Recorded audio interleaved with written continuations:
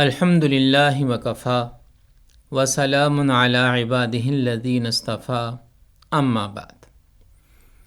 حضرت داؤد علیہ السلام اللہ تعالیٰ کے برگزیدہ نبی ہیں۔ آپ حضرت یعقوب علیہ السلام کی اولاد میں سے ہیں۔ اللہ تعالیٰ نے حضرت داؤد علیہ السلام کو آسمانی کتاب زبور مقدس عطا فرمائی۔ اللہ تعالیٰ کا ارشاد ہے، اور ہم نے داؤد کو زبور عطا فرمائی۔ اللہ تعالیٰ نے حضرت داؤد علیہ السلام کو بہت سے معجزات، خصوصیات اور امتیازات عطا فرمائے تھے۔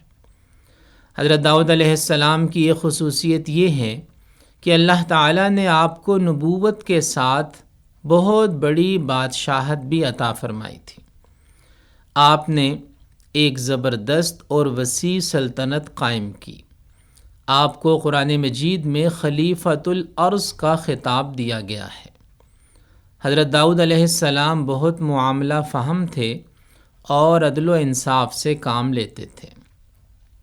اللہ تعالیٰ نے قرآن مجید میں حضرت داؤد علیہ السلام کا تذکرہ یوں فرمایا ہے، ارشاد باری تعالیٰ ہے، اور ہم نے ان کو یعنی داؤد علیہ السلام کو مضبوط سلطنت عطا کی اور انہیں حکمت دی تھی اور بات کا فیصلہ کرنا سکھایا تھا۔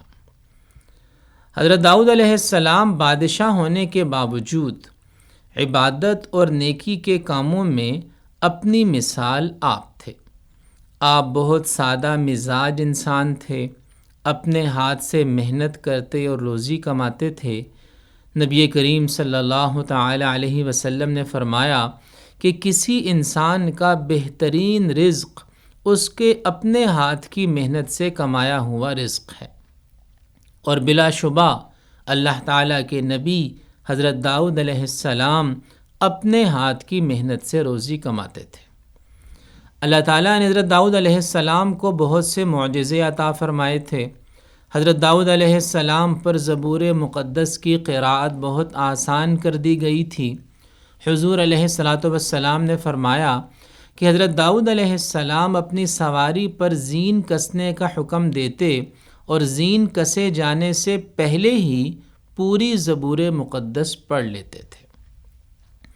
حضرت داؤد علیہ السلام کے ہاتھ میں لوہا اور فولاد موم کی طرح نرم ہو جاتا تھا۔ سخت مشقت اور آلات کے بغیر آپ اس نرم لوہے سے زرہیں بنا لیتے تھے۔ اللہ تعالیٰ نے حضرت داؤد علیہ السلام کو نہایت خوبصورت اور سریلی آواز عطا فرمائی تھی۔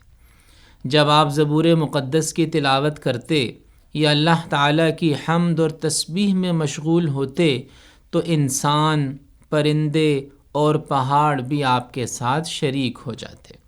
اللہ تعالیٰ کا ارشاد ہے، اور ہم نے پہاڑوں کو داؤد علیہ السلام کے تابع فرما دیا تھا جو تسبیح کرتے، اور پرندوں کو بھی تابع فرمایا، اور یہ سب ہم ہی کرنے والے تھے۔ حضرت داؤد علیہ السلام نے 100 سال عمر پائی اور 70 سال حکومت فرمائی۔ حضرت سلیمان علیہ السلام حضرت داؤد علیہ السلام کے صاحبزادے ہیں۔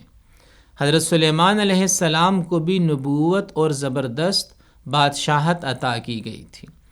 اللہ تعالیٰ نے حضرت سلیمان علیہ السلام کو بھی بہت سے معجزے عطا فرمائے تھے۔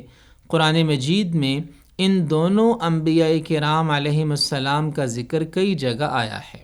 اللہ تعالیٰ نے انہیں خاص طور پر علم کی دولت عطا فرمانے کا ذکر کیا اور ارشاد فرمایا، اور یقیناً ہم نے داؤد اور سلیمان کو علم عطا فرمایا۔